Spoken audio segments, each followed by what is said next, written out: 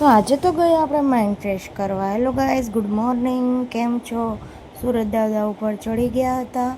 બાદ આપણે ચા નાસ્તો પાણી બનાવીને કરી લીધો હતો. બાદ આપણે થોડોક માસ્ટર શેફ બનીને કટિંગ કરીને જમવાનું પણ બનાવી લીધું હતું.